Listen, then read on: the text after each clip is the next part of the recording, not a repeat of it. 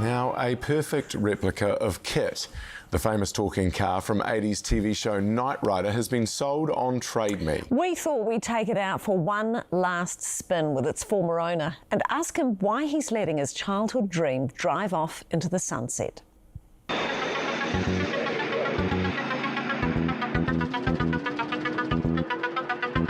1980s action series Knight Rider turbocharged David Hasselhoff's career. But the real star of the show was KITT, a modified Pontiac Firebird Trans Am that could do this. And this. And even this. Brilliant, Michael. I'll take it from here. This replica isn't the only one around, but it is unique. The Hoff himself drove it when he visited Christchurch in 2023, and it's become famous in its own right. But now owner Scott is handing over the keys to a lucky new custodian of one of the world's coolest cars.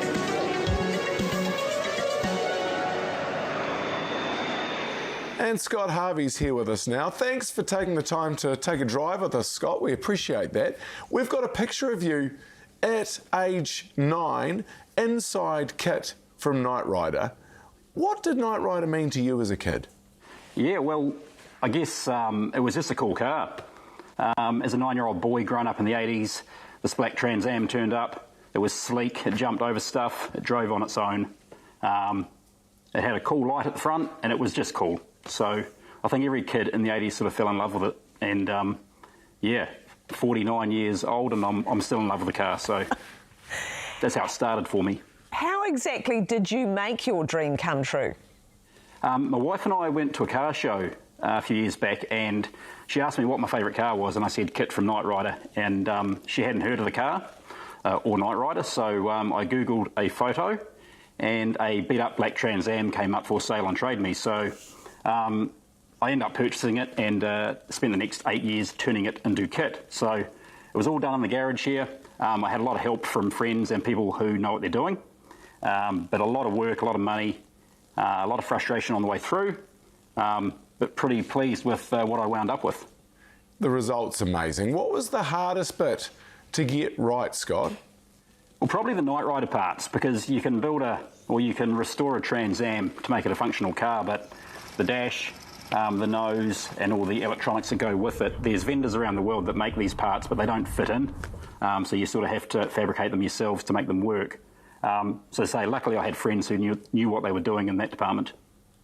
Well, the sale has gone through now, sadly. Someone else has snapped it up. Has that sunk in yet? Not really. I've tried to sell KITT before, but I couldn't quite let go. It's kind of like selling a kid. I've got a couple of those already, so it's okay. But I'm really pleased with where it's going. I've sold it to a fella who's going to use it as a promotional car for his business, KITT Electronic, here in Christchurch. So plenty of people will be able to see KITT, enjoy it, and I'm sure he's going to look after it really well. So I'm going to do it. It's gone.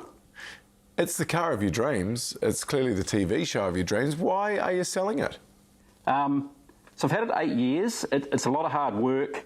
I'm not really a car guy, and there's a bit of maintenance involved, and I think I've had my fun. So the pinnacle was probably meeting Michael Knight himself, David Hasselhoff, and I figure there's probably not much more to achieve. If someone had said to me early on that, that would happen, I'd meet Michael Knight here in my driveway, I wouldn't believe them, of course, but that's happened. So, yeah, I've had my fun, and it's time for somebody else to enjoy KITT. How did he end up driving your replica of KITT? And when he did, was he impressed? I hope he was. He didn't say much. But yeah, it came about. They were filming a TV series, Off-Roading. It aired on TV last year. Rhys Darby and David Hasselhoff, a travel series, and you can't have a TV series with a Hoff without a KITT car. So they found out about my story somewhere, so they looked me up, and the rest is history. Hey, Scott, how much longer have you got with the car before you hand it over to its new owner? Oh, 2 more nights. So, what you going to do? 2 more nights, 2 more sleeps. You going to sleep in it? I don't know, but it's sold. Yeah.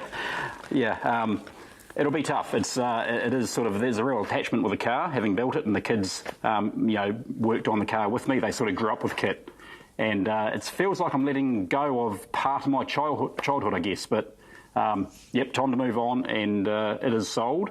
And so in 2 days, I'll be driving it out of the garage for the last time. Good on you, Scott. Great to chat to you. Thanks for having me. You're a bit jealous you missed out on that, aren't you? I wish I knew it was a sale. We could have gone halves. Oh, I don't know about that.